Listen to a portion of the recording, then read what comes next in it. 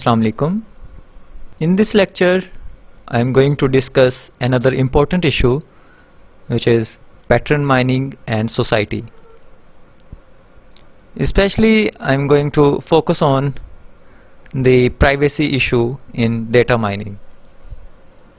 As we know, we are living in a data rich or big data society, which of course created a great opportunity for successful data mining.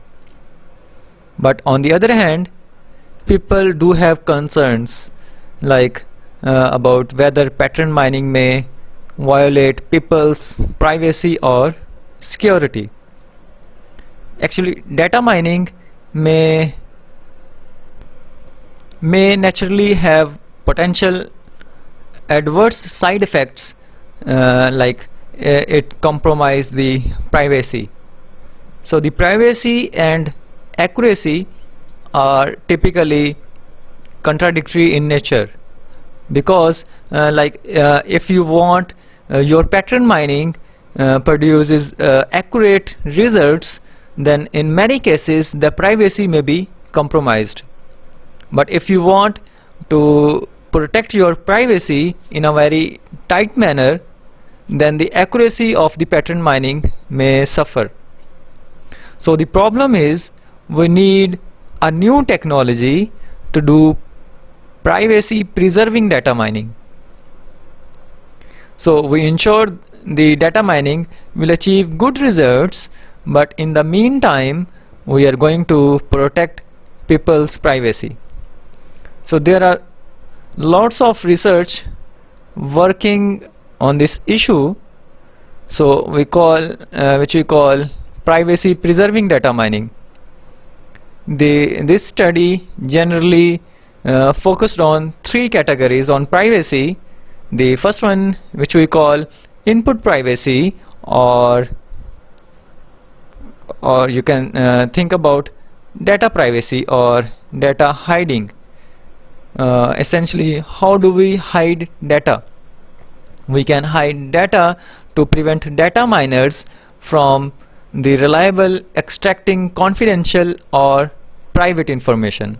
Simply says, in input privacy we just hide the confidential or private information from the data miners. Another category of privacy is output privacy, which also known as knowledge hiding or knowledge privacy. So that means whatever the input data may be, but once we find patterns, certain patterns or knowledge could be sensitive, so you may not want to disclose them to society. So how we can guarantee? We simply do the mining, we can ensure the output privacy. So this is another interesting issue. So that means whatever the data you have given to the data miners, but once they have generated the results or mined the knowledge from the data, you want to disclose the sensitive knowledge, you don't want to disclose those sensitive patterns or knowledge to others. Similarly, the third approach is known as owner privacy. That means the people or any party may hold certain data. For example, different hospitals may hold different kind of patient information. You may want to study, for example, AIDS or heart problems or lungs cancer, but you may not want to see where the data comes from. That means you actually want to hide the data owners or the hospitals. So means we want to hide the source of the data. This we call owner privacy problem. So these are some approaches that you can use or that the data miners can use to ensure the privacy issues of the society. So in this short lecture, I'm going to focus on how to ensure input privacy, or you can say data privacy problem. So we will only focus on the first point that we have had discussed in previous slide. So of course, one simple approach could be you simply just trust service providers. That means they are going to anonymize their data, especially the user private information. So this model we call business to business environment, or service provider to data miner environment. So this is, you have to trust that, you have to trust that both parties, but the problem is, do you really trust them? And most people may say no. So that's the one, this could be quite popular in the regular practice, but you want more on data privacy. So the second approach we call data anonymization or perturbation. So that means we ensure data privacy at owner side, at the data source side. Usually this anonymization, even you may not trust service providers, you actually will try to ask the third party vendor to anonymize the data before they can release to anybody else. So this one we call business to customer environment. And typically and the typical method developed data perturbation, data transformation, or data hiding. So that means we want to hide some sensitive value or sensitive attributes or sensitive informations to society. So let's look at this table. Suppose we have a hospital. It contains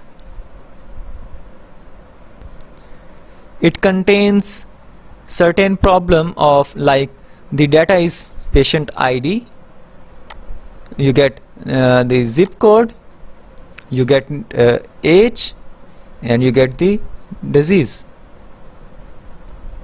So people may not be comfortable on this kind of data, because even you not know the patient name, but some people may know the patient's age and zip code.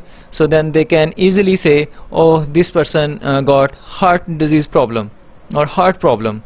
So then the method could be, what about we make it a little more generalized, like we hide the last 2 digits of the zip code, or then we hide suppose the last digit of their age. That means you only know is at 618 something zip code, and in the 40s age, which got a heart disease problem or heart problem.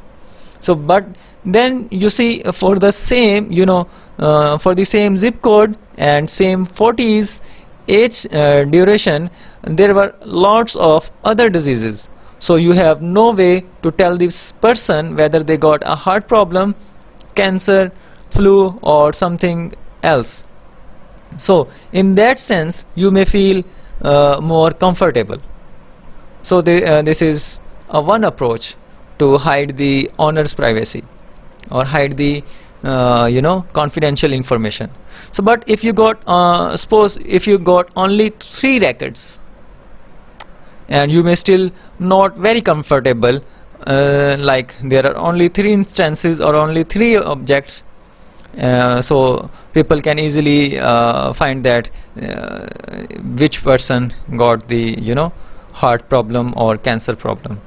So but what about when you got 100 records or 100 objects or samples, so you probably say that that's okay, or and you feel more comfortable. So this actually we call K anonymity. That means every equivalent class, that means they have the same zip code and the age duration, they at least have K records, so which is known as K anonymity. So if this K is really large, then you feel really probably much more comfortable, because within this 100 different diseases nobody can guess what you have.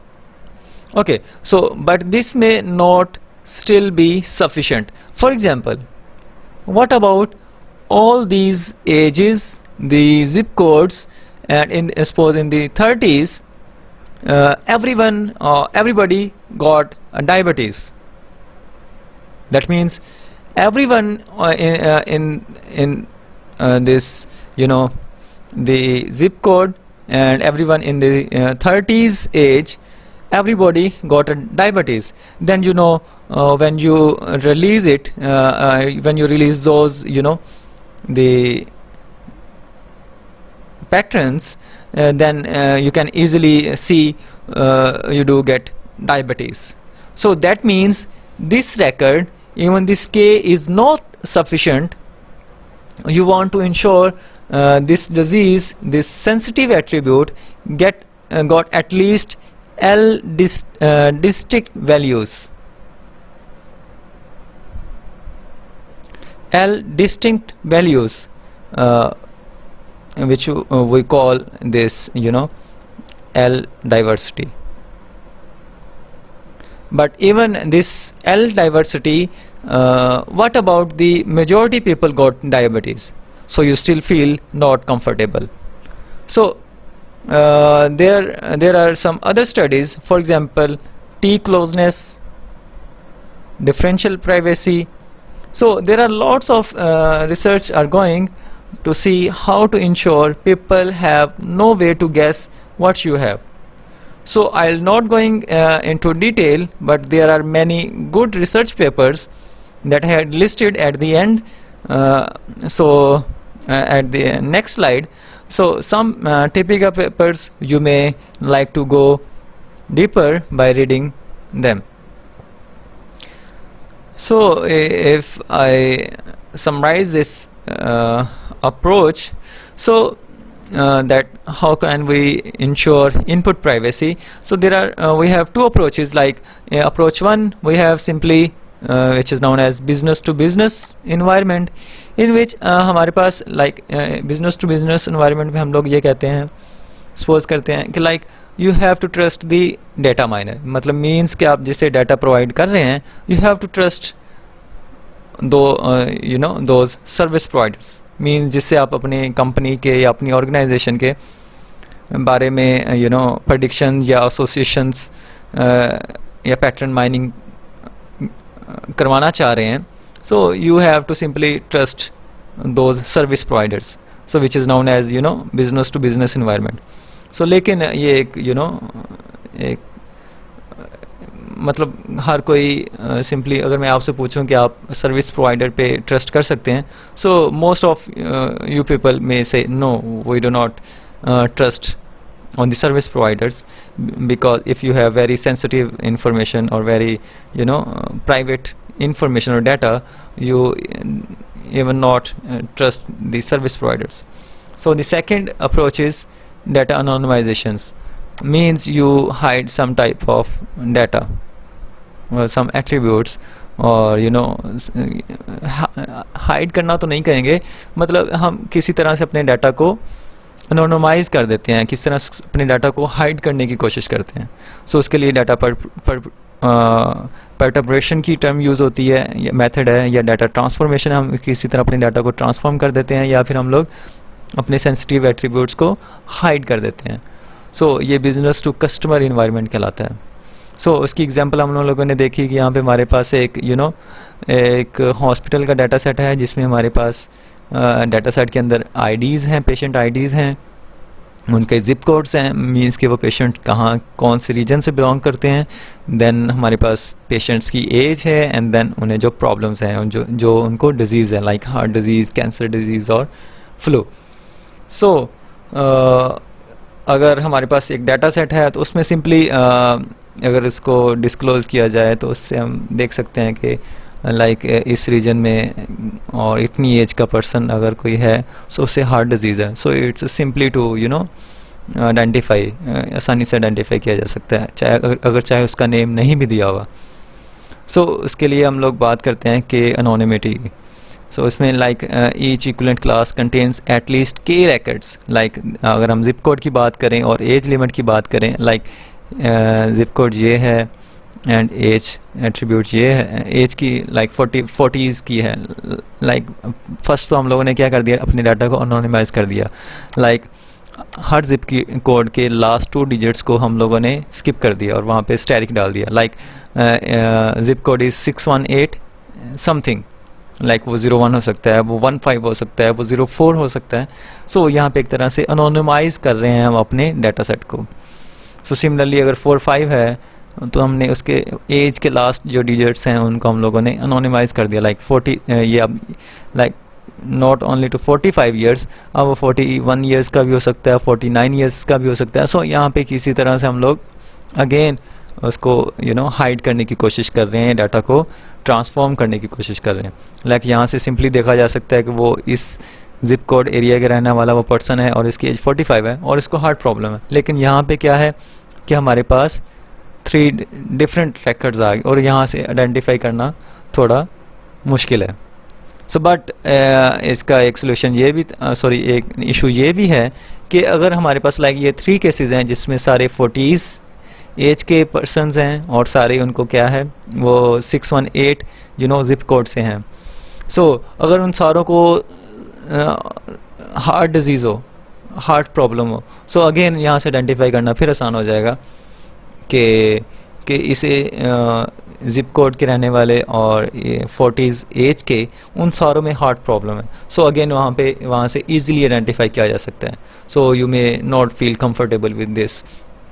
सो उसके लिए हम लोग term use करते हैं L diversity की, L diversity method. Like कि हमारे पास इसके लिए हम लोग पहले बात करते हैं कि के रैकेट्स के मिनिमम के रैकेट्स होने चाहिए. Like 3 rackets not sufficient. अगर यहाँ पे 100 रैकेट्स हों तो अगेन बात की जा सकती है कि हम some kind of comfortable feel करें. लेकिन एल डाइवर्सिटी थोड़ा सा डिफरेंट है इस सेंस में कि ये कि क्लास डिफरेंट होनी चाहिए. लाइक सारे हार्ट डिजीज़ वाले नहीं होने चाहिए, उनमें कुछ डिफरेंट भी होने चाहिए. ओके, डाइवर्स मीन्स के कुछ डिस्टिंक्ट वैल्यूज़ होनी चाहिए क्लास की. मीन्स ये नहीं कि 100 रैकेट्स हैं उन सारों में हार्ट प्रॉब्लम वाले पेशेंट्स हैं या सारे उनमें क्या हैं डायबिटीज़ वाले पेशेंट्स हैं. सो अगेन वहाँ से तो आइडेंटिफाई करना बहुत ही आसान है. सो अगेन आपकी प्राइवेसी वहाँ पे कंप्रोमाइज़ हो सकती है. So these are some issues and some methods to ensure input privacy. So I hope you have understand some concepts from this conversation. So at the end I had finalized some research papers for the interested readers to read out to go into deeper. So that's it. And now I'm going to very last topic of this lecture, which is also the very last topic of this you can say not topic, it's just to summarize the our for previous 4 weeks on the topic of association rule mining, which is the major portion of this course of data mining. So just looking forward. So as we know, we have studied a lot of association rule mining, pattern discovery methods, some advanced concepts, some algorithms, and lots of applications. So we probably see there are lots of interesting issues to be studied from the very first paper in this field, like 1993 way up to till today. We introduced various kinds of research discoveries of methods. So this is still interesting research and application domain in data mining. So what we want to emphasize is how we further build the new applications using invisible pattern mining approach. So what is invisible pattern mining? Which is you build these pattern mining methods into various kind of functions like search functions, ranking functions, recommendations, or other mining functions. Sometimes when people searches the web, they may not know they implicitly are using the pattern mining results. So this is the invisible pattern mining means कि हम लोग web search जब कर रहे होते हैं तो हमें नहीं पता, मतलब हमारे सामने तो सिंपली रिजल्ट्स आ रहे होते हैं, हमारी क्वेरीज के रिजल्ट्स, लेकिन बैक एंड पे कहीं ना कहीं अगेन कुछ डाटा माइनिंग के टास्क अप्लाई हो रहे होते हैं या कुछ डाटा माइनिंग मेथडोलॉजीज यूज़ हो रही होती हैं. सो दैट्स वाई से हम लोग कहते हैं कि इनविजिबल पैटर्न माइनिंग मीन्स कि जो उसे यूज़ कर रहा है उसे मीन्स उसे फील भी नहीं होता कि माइट भी वो डाटा माइनिंग यूज़ कर रहा है या पैटर्न माइनिंग यूज़ कर रहा है या नहीं कर रहा. So similarly, when we have seen we are studying classification. There are so many classification methods, but definitely frequent and discriminative pattern mining could be interesting contribution to the different repositories of the methods on classification. Then we also studied the graph indexing and similarity search. So when people doing software analysis, you may use pattern mining method to discuss lots of bugs or software specifications, regularities and patterns, which may help us to find bugs in the software. Similarly, for spatio-temporal trajectory or movement pattern mining, you may see the frequent pattern analysis can be an interesting method. So added to this, to these sets of methods, then for image mining and multimedia data mining like a video, audio analysis, the pattern analysis could be an implicit approach. So even for biological and chemical data analysis, like analyzing DNA sequences, protein sequences or biological graph, there are lots of pattern mining methods available.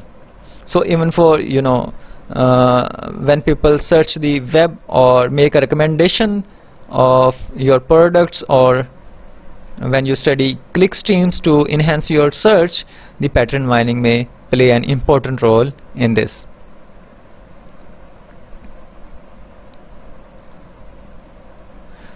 So we probably can see pattern mining can be applied in many different domains.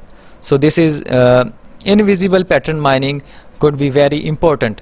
Taking this as we can use this as a pre-processing step, as a some component in your whole data analysis or data mining package. So we are facing very big data. We are facing lots of challenges, but pattern mining surely is a tool. So I hope by learning this major topic of this course, you will become part of the research and development force to push pattern mining into a new era on both research and applications. Hopefully in the future in your work you may find, using the material learned from this course, you are going to develop some interesting functions and push the technology into application into the new frontier. So that's it for this lecture and also for this portion of the association rule mining of data mining course. So if you have any queries related to the association rule mining, pattern discovery or frequent pattern mining, you are welcome to write in comments. I will answer your queries and questions. So thank you.